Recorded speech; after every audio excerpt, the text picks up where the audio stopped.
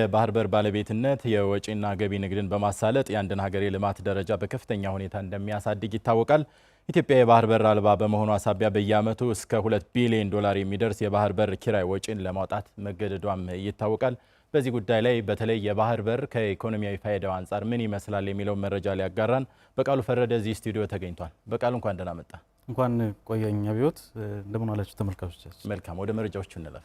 መልካም ያው ለተመልካቾች ለማቅረብ የፈለግነው መረጃ ከባህር በር ኢኮኖሚያዊ ፋይዳ ጋር የተገናኘ ነው። እንደሚታወቀው በዓለም ላይ ከ44 ሀገራት የባህር በር የላቸው። ከነዚህ ሀገራት መካከል ደግሞ የህዝብ ቁጥሯ ከ120 ሚሊዮን የሆነና በየዓመቱ ደግሞ ከ2.5% በላይ ያደገ ያለች ሀገር ኢትዮጵያ ናት። በሁለተኛ ደረጃ ያለችዋ ኡጋንዳ እንኳን ያላት የህዝብ ቁጥር 48 ሚሊዮን የህዝብ ቁጥር ነው። በኢትዮጵያና በኡጋንዳ መካከል ያለው ልዩነት የ70 ሚሊዮን ያክል ነው። ከዛ አኳያ የባህር በር ለኢትዮጵያ እጅግ አስፈላጊ የሆነበት ዋነኛው ምክንያት የህዝብ ቁጥሯ እያደገ የመጣ መሆኑ ነው። ከዚህ ጋር በተገናኘ ዓለም አቀፍ ተቋማት ያወጧቸው መረጃዎች ስንመለከት የባህር በር ያላቸው አገራት ከሌላቸው በተሻለ የኢኮኖሚ እድገት ለማስመዝገብ እድል እንዳላቸው ያነሳሉ።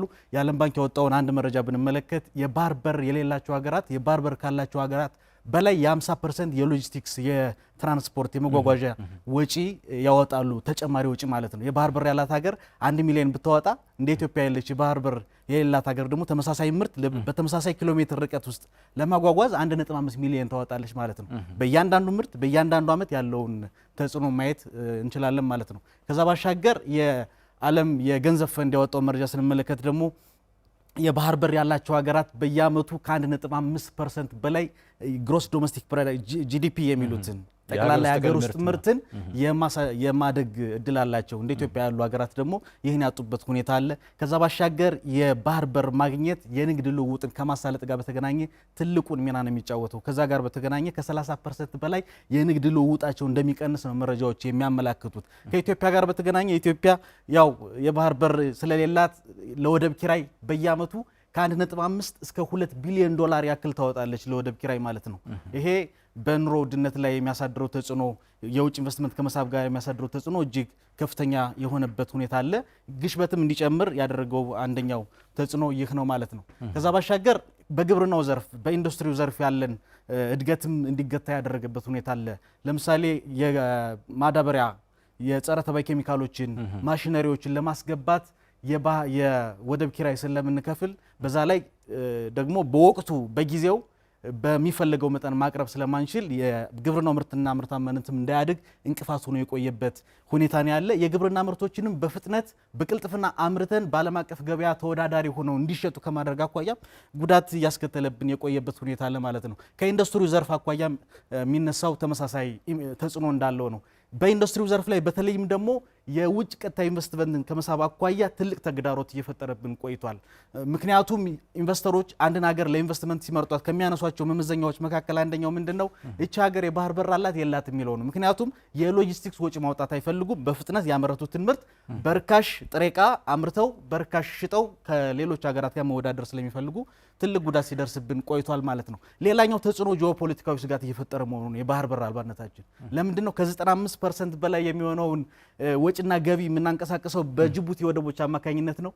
አይበለውና የጅቡቲ መንግስት የፖሊሲ ለውጥ ቢያደርግ አለበለዚያ ደግሞ የፖለቲካ አለመረጋጋት ቢፈጠር ወደብ በምንጠቀምባት ሀገር ላይ ሳንወድ በግድ የምንቆምበት ኢኮኖሚያችን ላልተወሰነ ጊዜ የሚገታበት ሁኔታ ሊፈጠር ይችላል ማለት ነው። ስለዚህ ዋስትና የለንም። ከዛ ባሻገር ቀጠናው ሰላማዊ ነው ልንልም አንችልም። በተለይ ደግሞ የቀይ ባህር እና የህንድ ውቅያኖስ የኛ መርከቦች የሚንቀሳቀሱበት አካባቢ ስጋት ያለበት ነው።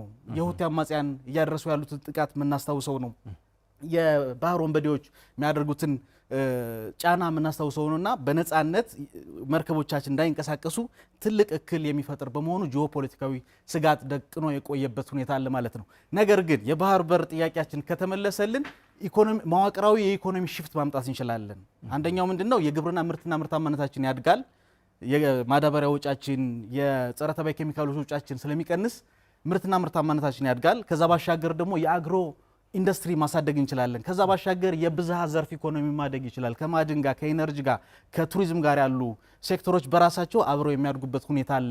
ከዛ ባሻገር የሰማያዊ ኢኮኖሚ የሚባለው በተለይም ደግሞ የባህር አቅሞችን የአሳ ሀብት ሊሆን ይችላል፣ የባህር ኬብል ኪራይ ሊሆን ይችላል፣ የወደብ ኪራዮች ሊሆን ይችላል። እነዚህን ሁሉ የምንጠቀምበት በወደብ አካባቢዎች ኢንዱስትሪዎች የምናስፋፋበት ከተሞች የሚገነቡበትና የቱሪዝም ሀብታችን የሚያድግበትና የስራ ዕድል ፈጠራውን በዛው ልክ የሚያድግበት ሁኔታ ይፈጠራል ማለት ነው። በዚህና በመሰል ወሳኝ ምክንያቶች የኢትዮጵያ የባህር በር ጥያቄ የህልውና እንጂ የቅንጦት ጥያቄ እንዳልሆነ ነው መረጃዎች የሚያሳዩት። በአጠቃላይ የኢትዮጵያ የባህር በር ጥያቄ ከተመለሰ አብራ ኢትዮጵያ ስታድግ ሌሎች በአካባቢው ያሉ የቀጠናው ሀገራትም ጭምር በትስስር የሚያድጉበት ሁኔታ ይፈጠራል ማለት ነው። አመሰግናለሁ። በቃሉ ለመረጃዎች አመሰግናለሁ። መልካም ቀን ይሁንልህ።